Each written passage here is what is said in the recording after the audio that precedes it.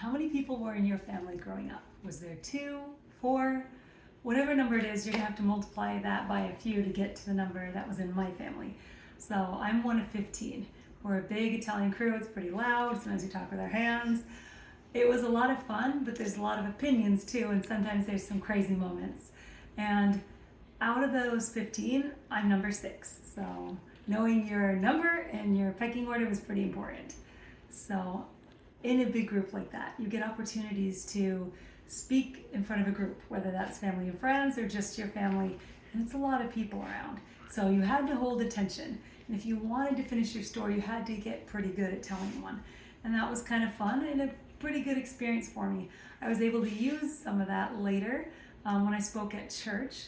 I would speak sometimes in front of a group maybe of 150 people on a certain topic and teach small classes on organization or on religious topics, especially when I lived in Brazil as a missionary. And I had to learn to do that in a foreign language.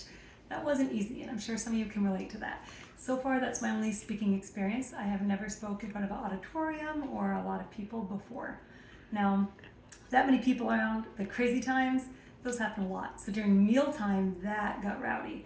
We were having the delight of having fish sticks. I happen to love those. We were sitting around, and I ate so fast I didn't get full.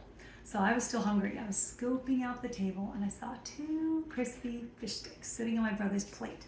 So I grabbed my fork, as one would, upside down like a pirate, and I looked across the table, and I said, "Andrew, are you gonna finish those?" And as soon as he said no, I stabbed him and took them to my plate and gobbled them up. That was pretty normal behavior, being in such a big group.